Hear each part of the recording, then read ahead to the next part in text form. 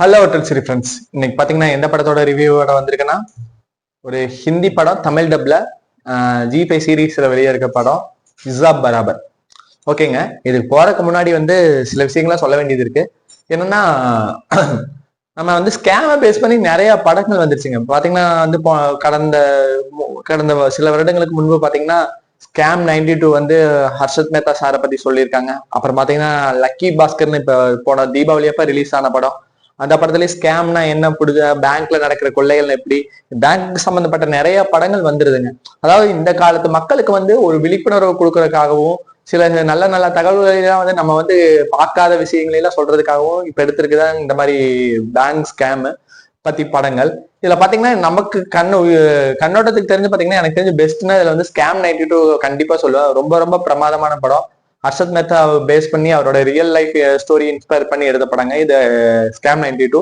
அதுல அதுக்கப்புறம் எனக்கு ரொம்ப பிடிச்சதுன்னு பாத்தீங்கன்னா நம்ம துல்கர் சல்மான் சார் நடிச்ச லக்கி பாஸ்கருங்க. அதுல பாத்தீங்கன்னா அவர் அதாவது ஹர்ஷத் மேத்தா சாருக்கும் ஹர்ஷத் மெஹ்ரான்னு சொல்லிடுவாங்க, அதுக்கும் நம்ம பேங்க் ஆபீசரா ஒர்க் பண்ற லக்கி பாஸ்கருக்கும் என்ன ஒரு லிங்க் வந்துச்சு, அந்த மாதிரி ஒரு கனெக்ஷன்ல படத்தை ஸ்கேம் கொண்டு போயிருப்பாங்க. இப்படி எல்லாம் பல ஸ்கேம் படங்கள் நம்ம பாக்குறதுக்கு ஒரு விறுவிறுப்பை கொடுக்குங்க. நம்ம என்னதான் இருந்தாலும் சீட் வச்சு உட்கார வச்சு நம்மள ஆடியன்ஸ் திருப்தி பண்ணிட்டே இருப்பாங்க. என்னென்னலாம் கொடுக்கணும், இவங்களுக்கு எந்த இடத்துல பாயிண்ட் ஆஃப் வியூல தூண்டி விடணும், மக்களை என்கரேஜ் பண்ணணும், இந்த மாதிரி எல்லாம் பல விஷயங்களை கொடுத்துதான் நம்ம ஸ்கேம் படங்களை பார்த்திருக்கோம். ஏன் ஒண்ணுமே வேணாம், 2009 தமிழ்ல ரிலீஸ் ஆன அயன் படங்கள்லாம் அயன்லாம் சரியான ஒரு, அதாவது ராபரி மூவிங்ல ஒரு பெஸ்ட் மூவி. இந்த மாதிரிலாம் பல படங்களை பார்த்துட்டு இப்ப ஒரு ஒரு ஸ்கேம் சீசன் மாதிரியே வந்துட்டு இருக்குது. அப்படித்தாங்க வந்த படம் தாங்க ஹிசாப் பராபர்.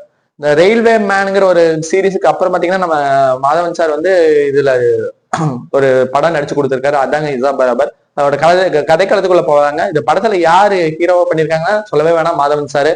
அப்புறம் கிருத்தி குல்கர்னி மேம் நடிச்சிருக்காங்க. அப்புறம் கத்தி பட வில்லன் நீல் நிதின் முகேஷ் சார் அவர் நடிச்சிருக்காரு.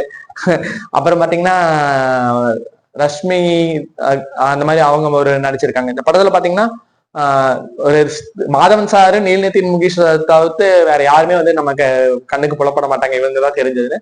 சரி, அப்படி இருக்கிறப்ப இந்த படத்தோட கதை என்னன்னு பாத்தீங்கன்னா நம்ம ஹீரோவான மாதவன் சார் என்ன பண்றாருன்னா ஒரு ரயில்வே டிக்கெட் எக்ஸாமினரா இருக்காருங்க. அவர் அவரோட வாழ்க்கை அவரோட மகனோட போயிருக்கு. முதல் வாழ்க்கை இவர் பிரிஞ்சதுனால சாதாரண வாழ்க்கை அவரோட மகனோட குடும்பத்தோட நடத்திட்டு இருக்காரு. டிடிஆர் வேலைக்கு போறாரு. இப்படி எல்லாம் போயிட்டு சாதாரணமா போகுதுங்க. அப்படி இருக்கிறப்ப அவர் சிஏ படிச்சவருங்க, எப்படி சார்ட்டர்ட் அக்கௌண்ட் படிச்சவரு. ஆனா சரியான சூழ்நிலையினால அவருக்கு வேலைக்கு போக முடியாதனால அவர் ரயில்வே வேலையை செய்யறாரு. அப்படி இருக்கிறப்ப திடீர்னு தன்னோட பேங்க் ஃபைல், அதாவது தோ பேங்க்னு ஒரு பேங்க்ல கணக்கு வச்சிருக்காருங்க. அப்படி கணக்கு வச்சிருக்கிறப்ப அவர் கணக்கு வழக்கு சரி பார்க்கிறாருங்க. நம்ம யாராவது ஒருத்தர் ஆள் சொல்லுங்க, நான் மாசமானா இவ்வளவு சரி பாக்குறேன்னு சொல்லுங்க. ஆனா அந்த மனுஷன் உட்காந்து சரி பார்ப்பாருங்க. வெறும் 27 ரூபா 50 பைசாக்காக பேங்க்ல போய் வாதாடுவாருங்க. என்னன்னா 27 ரூபா 50 பைசா எனக்கு கம்மியாது. இப்ப நம்ம எல்லாம் அக்கௌண்ட்ல ஒரு எடுக்கிறாங்க, ஒரு 300 ரூபா, இது 100 ரூபா எடுக்கிறாங்க வைங்க, அடா போடா 100 ரூபாய்க்கு யாராவது பெட்ரோல்ஸ் 100 ரூபாய் செலவுப்பட்டு போய் பேங்க்ல கேட்பான் அப்படின்னு நம்ம விட்டுருவாங்க. ஆனா மாதவன் சார் அதுல போய் வெறும் 27 ரூபா 50 பைசாக்காக போய் கேட்பாருங்க, ஏன் அப்படி பண்றீங்க, எனக்கு 27 ரூபா 50 பைசா கணக்குலயே வருது அப்படின்னு சொல்லி கேட்பாரு. அவரோட மைண்ட் செட் என்னன்னு பாத்தீங்கன்னா 27 ரூபா 50 பைசா கணக்கு கிடையாதுங்க.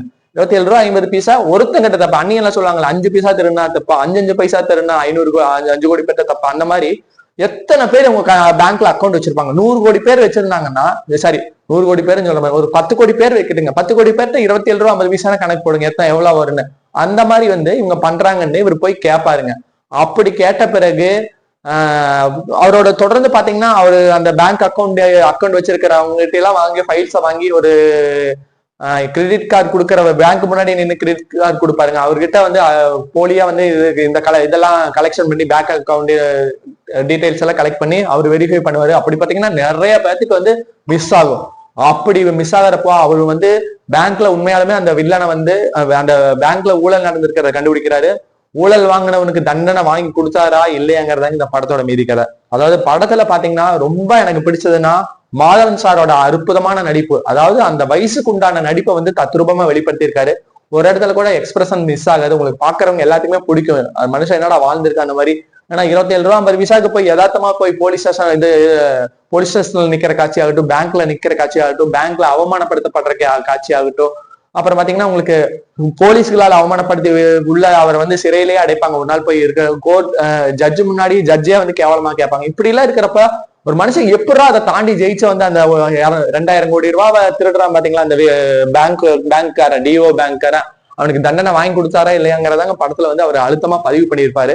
மத்தபடி பாத்தீங்கன்னா இந்த படத்துல எனக்கு வந்து யாருமே எனக்கு ஒட்டாத மாதிரி தான் தோணுச்சு. ஹீரோயினா இருந்தாலும் சரி, மத்த சைடு ஹீரோயின், ஏதோ ஒரு கதாபாத்திர பேருக்கு எழுதியிருக்காங்க, இந்த கதாபாத்திரத்துல எதுவும் பங்கு இல்லை. இப்ப பாத்தீங்கன்னா லக்கி பாஸ்கர்ல எல்லாம் பாத்தீங்கன்னா ஹீரோயின்னாலதான் வந்து அவரு ஒண்ணுமே இல்லாம கட்டிட்டு வந்திருப்பாரு. அப்படி கட்டிட்டு வந்தப்போ இவர்கிட்ட ஒண்ணுமே இருக்காது லக்கி பாஸ்கர். ஆனா வந்து ஹீரோயின் அப்படியே வாழ்க்கை டெவலப் ஆகிறப்ப இவங்களுக்கு உண்டான முக்கியமான கட்சிகள் இருக்கும். ஆனா இந்த இதுல வந்து ஹீரோயினுக்கு ஏதோ பங்கே இல்லாத மாதிரி வெறும் போலீஸ் கதாபாத்திரம் ஏதோ பேருக்கு கொடுத்த மாதிரி தான் எனக்கு தோணுச்சு.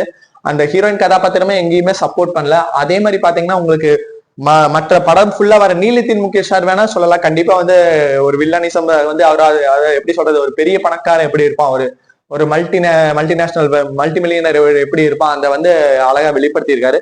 மற்றபடி கத்தியில பார்த்த அதே முக சுருக்கம், முக நடிப்பு, இது இந்த பாவனைகள் தான். மற்றபடி இந்த படத்துல வந்து நல்ல ஒரு சோசியல் மெசேஜை கொடுத்துருக்காங்க.